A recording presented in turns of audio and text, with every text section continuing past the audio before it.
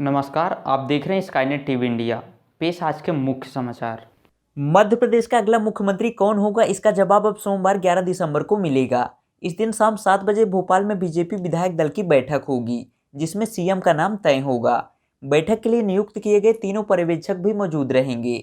इससे पहले पार्टी ने मुख्यमंत्री चयन के लिए विधायकों से रायशुमारी करने के लिए आज शुक्रवार को 3 ऑब्जर्वर नियुक्त कर दिए हैं। कांग्रेस के राज्यसभा सांसद धीरज साहू के 10 ठिकानों पर बुधवार से जारी छापेमारी में आयकर विभाग ने अब तक 200 करोड़ रुपए से अधिक कैश जब्त किया है। जब्त नोटों की संख्या इतनी ज्यादा है कि उन्हें गिनने के लिए मंगवाई गई मशीनें भी खराब हो गईं। ये छापे झारखंड, उड़ीसा और पश्चिम बंगाल में मारे गए हैं। प्रधानमंत्री नरेंद्र मोदी ने इस छापेमारी की खबर को सोशल मीडिया पर पोस्ट करते हुए लिखा कि देशवासी इन नोटों के ढेर को देखें और फिर इनके नेताओं के ईमानदारी के भाषणों को सुनें।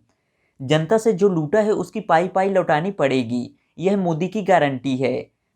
गुरुवार से शुरू हुई नोटों की गिनती अभी भी जारी है। 157 बैगों में रुपए भरकर ट्रक से बैंक पहुंचाए गए हैं। पैसे लेकर संसद में प्रश्न पूछने पर घिरी टीएमसी सांसद महुआ मोइत्रा की संसद सदस्यता खत्म हो गई। एथिक्स कमेटी की रिपोर्ट के बाद उनके निष्कासन का प्रस्ताव पेश हुआ। इसके बाद वोटिंग हुई। हालांकि महुआ मोइत्रा को निष्कासित करने के लिए संसद में वोटिंग शुरू होते ही विपक्ष ने बाइकआउट कर दिया था। वोटिंग के बाद लोकसभा स्पीकर ने महुआ मोइत्रा के खिलाफ निष्कासन प्रस्ताव पास कर दिया। इसके बाद लोकसभा को 11 दिसंबर तक के लिए स्थगित कर दिया गया। संसद के शीतकालीन सत्र का शुक्रवार को 5वां दिन था। इसमें युवाओं में अचानक हो रही मौत पर चर्चा हुई। इसके कोविड वैक्सीन से कनेक्शन पर लोकसभा में सरकार से सवाल पूछा गया। केंद्रीय स्वास्थ्य मंत्री मनसुख मांडविया ने लिखित जवाब में कहा कि इन मौत की वजह कोविड वैक्सीन नहीं है। मांडविया ने बताया कि आईसीएमआर यानी Indian council of medical research की स्टडी के मुताबिक मौत का कारण खराब लाइफस्टाइल हो सकती है। प्रधानमंत्री नरेंद्र मोदी ने शुक्रवार को देहरादून में उत्तराखंड ग्लोबल इन्वेस्टर समिट 2023 के इनॉग्रेशन के मौके पर कहा कि विदेशों में जाकर शादी करना हमारे देश के धन्ना सेठों के लिए फैशन बन गया है।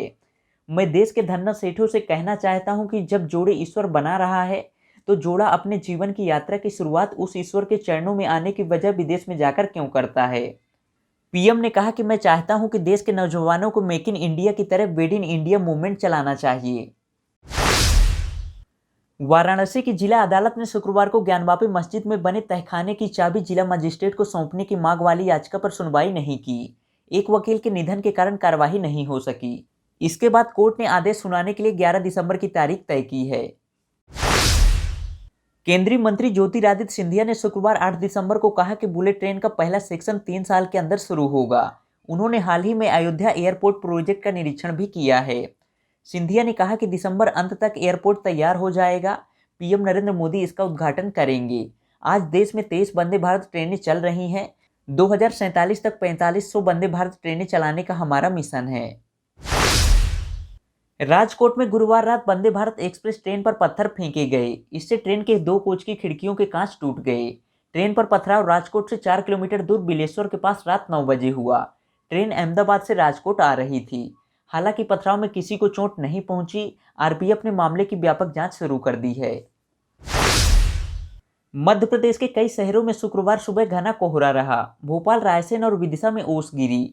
शाजापुर में भी कोहरे के कारण विजिबिलिटी घट गई। सुबह से सर्द हवाएं चल रही हैं।